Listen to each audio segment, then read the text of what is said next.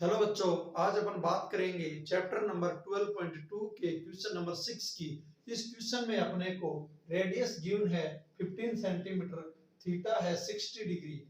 अब अपने को मेजर सेगमेंट की वैल्यू फाइंड करनी है कि ये कितना एरिया है।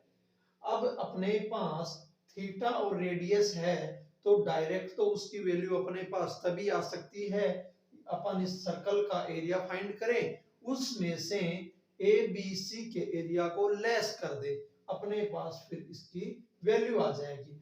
लेकिन उसके लिए अपने को ट्राइएंगल की लेंथ वगैरह भी पता होनी चाहिए।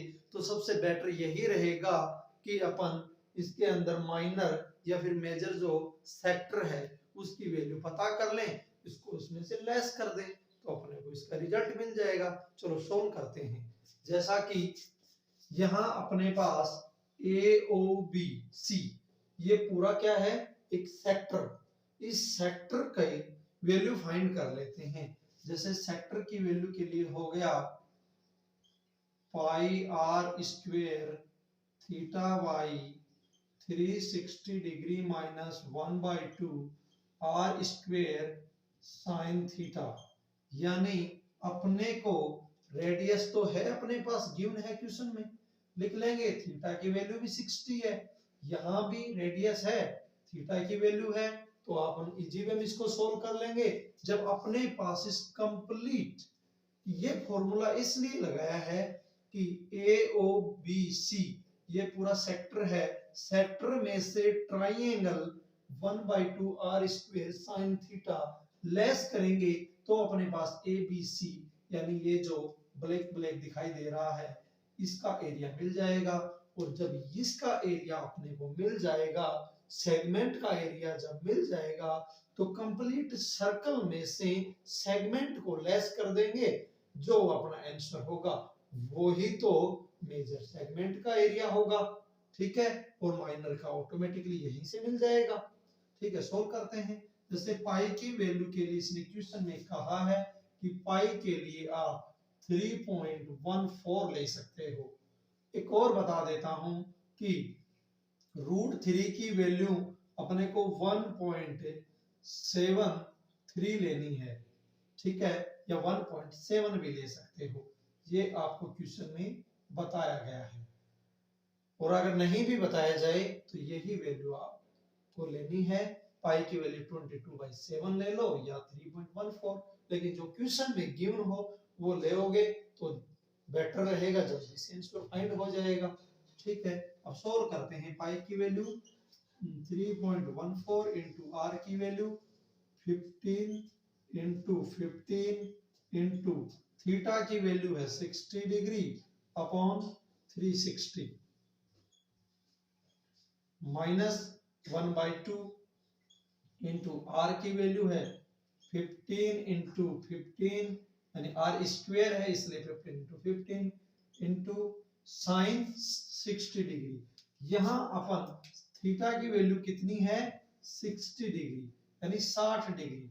तो इस थीटा के लिए मैं ले सकता हूं साइन 60, यहां लिख देता हूं साइन 60 डिग्री का रिजल्ट होता है √3/2 ये वैल्यू। तो यहां मैं लिख लूंगा √3/2, या यहां लिखता तो एक स्टेप और बढ़ जाती, इसलिए मैंने इसको ऊपर लिख दिया है साइन 60 की वैल्यू √3/2। अब इसको सोल्व कर लेंगे। जैसे सोल्व करेंगे तो 0 से 0 कट, 6 से 36 6 टाइम, ये 3 से 2 टाइम, ये 3 से 5 टाइम। आप इनको अगर मल्टीप्लाई करेंगे, जैसे 3.14 इंटू 15 इंटू 5 अपॉन 2 माइनस 15 को 15 से मल्टीप्लाई किया तो 22 225 225 इंटू √3 अपॉन 2 और 2 बच गया तो 2 इंटू 2 4। ठीक है, अब इससे आगे और भी अगर सोल्व करेंगे तो 3.14 इंटू 15 इंटू 5 को मल्टीप्लाई करने के बाद में 2 का डिवाइड देंगे तो अपने को आंसर मिलेगा 117.75 यानी 117.75। 117.75 ये पॉइंट है बीच में 117.75। ये इसको कट करने के बाद माइनस यहां अपन √3 की वैल्यू अपने को ऊपर मैंने आपको बताया भी है कि ये स्टार पॉइंट लगा देता हूं 1.73 लिया है तो इसकी जगह 1.73 ले सकते हो और जब इसको सोल्व करोगे 225 इंटू 1.73 अपॉन 4 इन दोनों को मल्टीप्लाई करके 4 का डिवाइड करोगे तो अपने को मिलेगा 97.3125 यानी 97.3125 यानी 97.3125।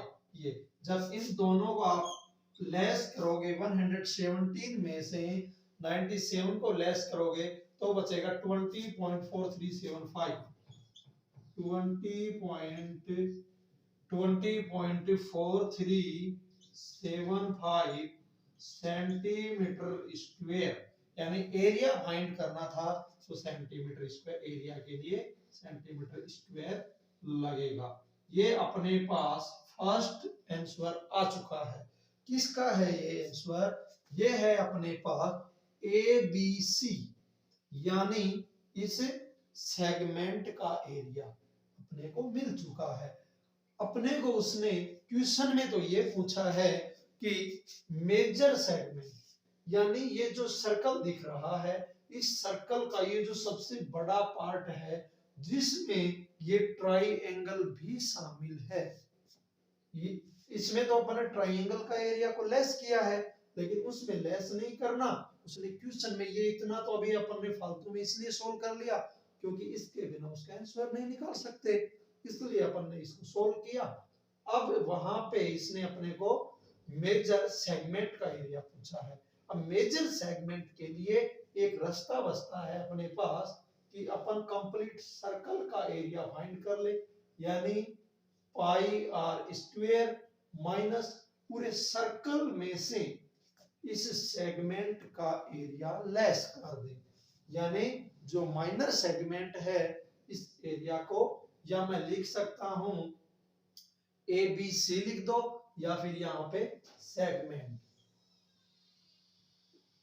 सेगमेंट या हिंदी में इसको वृत्तखंड बोल सकते हो लघु वृत्तखंड यानी इस पार्ट का एरिया जो निकाला है 20.4375 सेंटीमीटर स्क्वायर इसको अपन इसमें से लेस कर देंगे फिर अपने पास जो आंसर मिलेगा वो आंसर होगा इस बड़े वाले सेगमेंट का यानी मेजर सेगमेंट का या दीर्घ वृत्तखंड का एरिया मिल जाएगा। अब यहाँ पे पाई की वैल्यू 3.14 इंटू आर की वैल्यू 15 का स्क्वायर 15 इंटू 15 माइनस सेगमेंट जो आंसर मिला है 20.4375 20.4375 सेंटीमीटर स्क्वायर अपने को इसको कर देना है मल्टीप्लाई 3.14 इंटू 15 को 15 से मल्टीप्लाई तो 225 माइनस 20.4375। अब यहाँ पे 3.14 इंटू 225 को जब मल्टीप्लाई करेंगे तो अपने को मिलेगा 706.5 माइनस 20.4375। अब इसमें से ये जो एरिया मिला है ये अपने को कंप्लीट सर्कल का है। ध्यान रखना बच्चों ये जो एरिया है ये पूरे सर्कल का मिला है। ये जो एरिया अपने को मिला है ये एरिया है सेगमेंट यानी ABC का। अब बड़े वाले सर्कल में से इस एरिया को लेस करेंगे तो रिजल्ट अपने को मिल जाएगा ये जो पूरा बड़े वाला जो सेगमेंट दिखाई दे रहा है इसका एरिया अपने को मिल जाएगा। ये अपने को इसमें से लेस करेंगे तो मिलेगा 686.0625 सेंटीमीटर स्क्वायर यानी 686 0625 इसका लिखेंगे 686.0625 सेंटीमीटर स्क्वायर। ये जो अपने को फाइनली आंसर मिला है, ये आंसर किसका है? मेजर सेगमेंट का। जो बड़े वाला जो सेगमेंट आपको दिखाई दे रहा है, इस सेगमेंट का ये एरिया है। इस क्वेश्चन को दूसरे तरीके से भी सोल्व कर सकते हैं, यानी कंप्लीट सर्कल का एरिया निकालो। एक सर्कल के 6 हिस्से कर लो। क्यों?